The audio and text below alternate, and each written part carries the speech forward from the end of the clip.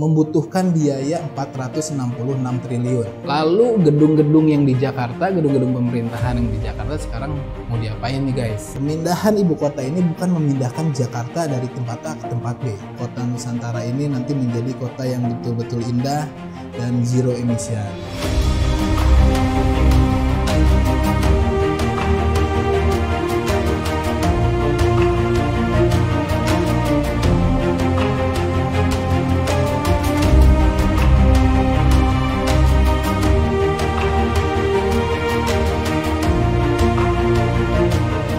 Welcome back to my channel, Kita Properti guys. Halo, apa kabar teman-teman semua? Ketemu lagi dengan gue Windy Muhammad di channel Kita Properti. Kali ini gue lagi di Blueberry Cafe. Ini ada di BSD, Tangerang Selatan. Cafe ini baru dibuka tanggal 27 Maret. Nah, jadi baru banget nih cafe ini dibuka. Ya. Oke guys, kali ini gue mau ngebahas tentang IKN, Ibu Kota Negara Nusantara. Ya, yang baru diresmikan kemarin tanggal 14 Maret nih. Pemerintah Jokowi berkemah di sana dan menurut gue itu luar biasa banget ya. Oke, kita bahas lebih dalam lagi tentang IKN Nusantara seperti apa.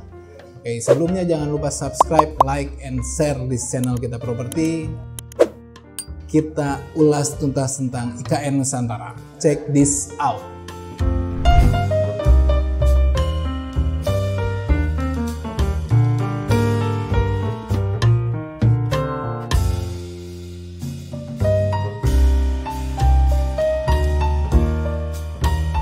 Oke guys, IKN Nusantara. Nah, ibu kota baru negara Indonesia ya. Jadi nanti kedepannya kota di Indonesia nih yang semula ibu kotanya di Jakarta itu akan dipisahkan. Ya, Jakarta nggak perlu khawatir ya dengan Jakarta karena Jakarta akan tetap menjadi pusat bisnis nih.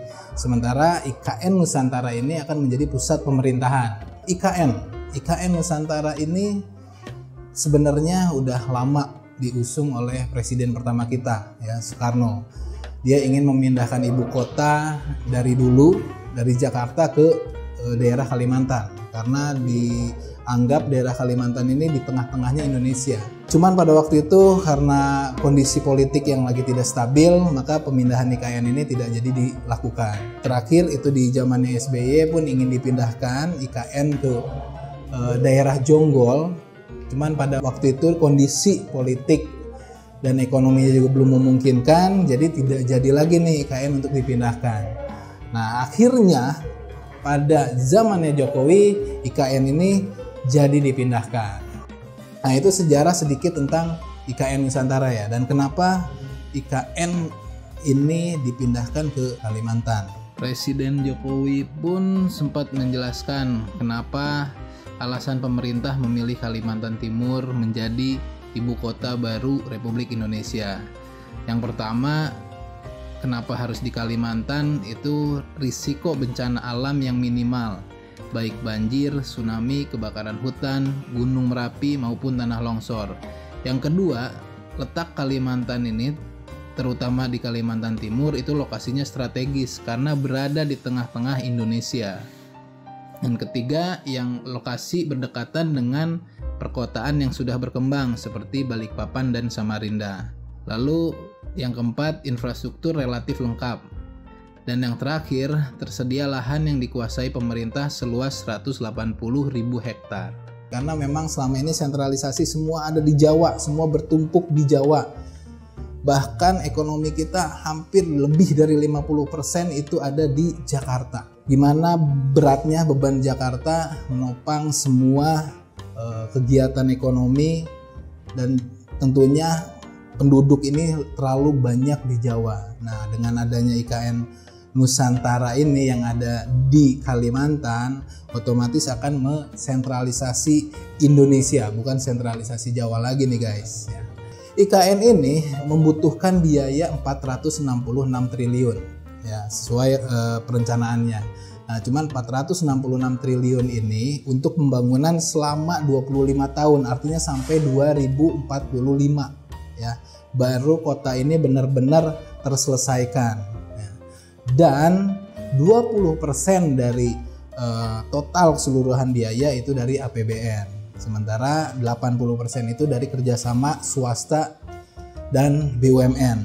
Nah, jadi konsep pembiayaan seperti inilah yang bakal dilakukan oleh pemerintah, sehingga tidak akan terlalu menanggung beban berat dana dari APBN. Untuk tahap pertama adalah pembangunan jalan, jembatan, dan istana, termasuk gedung-gedung pemerintahan yang nantinya akan dibangun terlebih dahulu nih di 2 tahun pertama ini sampai tahun 2024. Karena rencananya Presiden Jokowi ingin nanti pada 17 Agustus 2024 upacara bendera sudah dilakukan di IKN Nusantara nih guys. Nah, yang menariknya lagi, untuk istana presidenan itu didesain semegah mungkin, dan ini unik banget karena selama ini kita tidak punya istana presiden yang benar-benar berasal dari bangsa kita sendiri.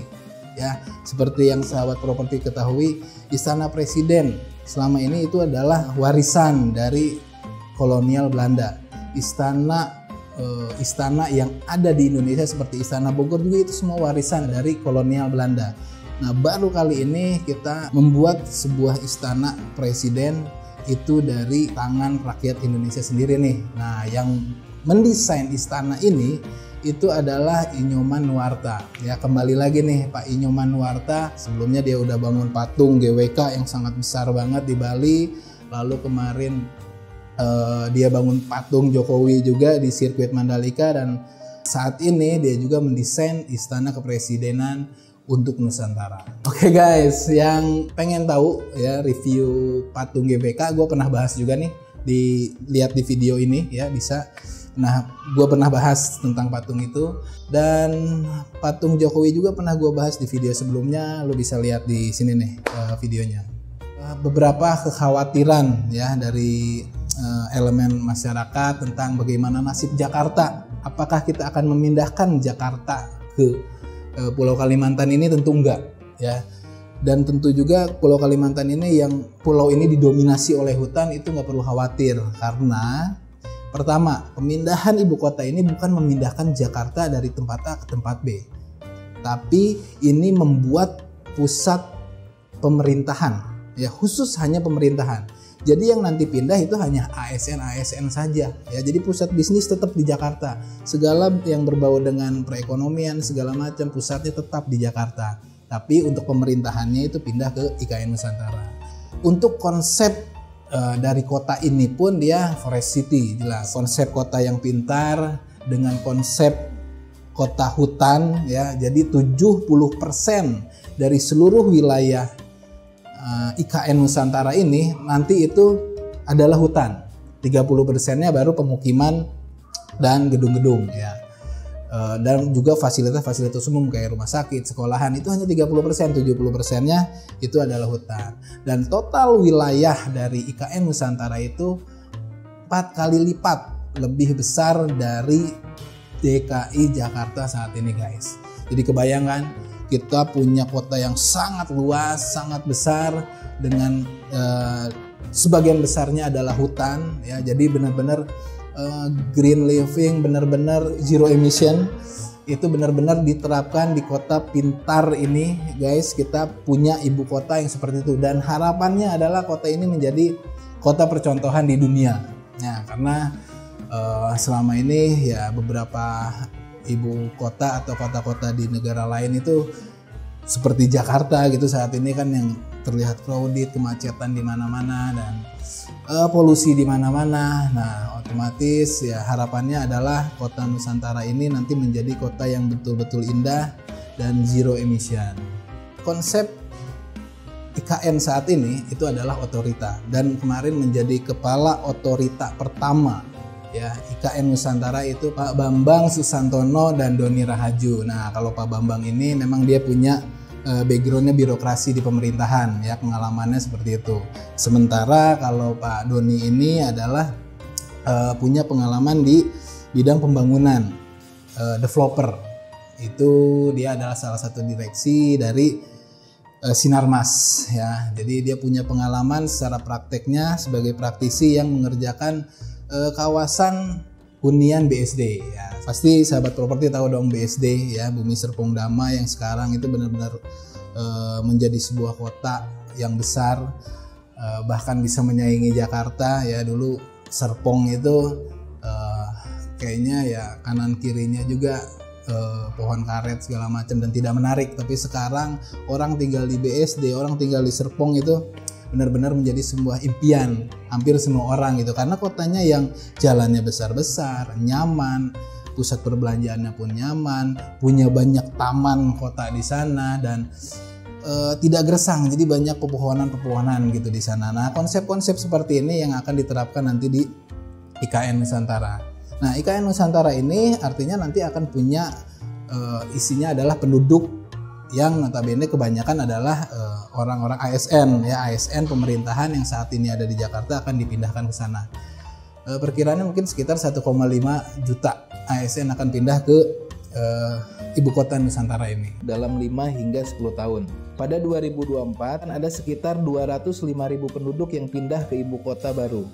Jumlah tersebut terdiri dari sekitar 180.000 aparatur sipil negara atau ASN, diantaranya PNS pusat, pejabat-pejabat di lingkungan eksekutif, legislatif, serta yudikatif dan lainnya.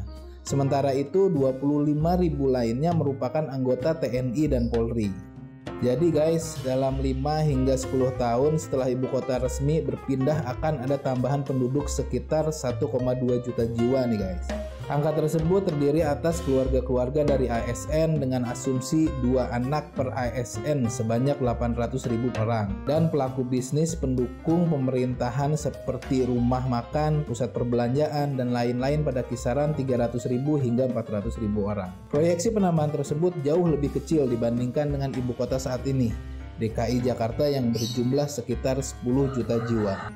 Jadi harapannya juga di IKN Nusantara ini akan timbul gairah baru, ekonomi baru yang bisa menjadi pusat perekonomian baru juga, sehingga akhirnya Indonesia nanti tidak sentralisasi di Jawa seperti selama ini, tapi sentralisasi Indonesia, yaitu berada di tengah-tengah lokasi Indonesia. Lalu gedung-gedung yang di Jakarta, gedung-gedung pemerintahan yang di Jakarta sekarang mau diapain nih guys ya? Informasi terakhir sih yang gue terima, mungkin kalau misalnya salah bisa komen atau kita diskusi tentang IKN ini, karena jujur ini adalah bahasan yang menarik gitu, karena ini adalah masa depan Indonesia, anak cucu kita yang akan merasakan ya ibu kota negara baru ini. Nah, lalu bagaimana dengan gedung-gedung yang ada di Jakarta sekarang? Nah, rencananya gedung-gedung ini bisa disewakan ke pihak swasta atau ke pihak-pihak yang mau menyewakan gedung ini menjadi gedung perkantoran atau apapun itu gitu.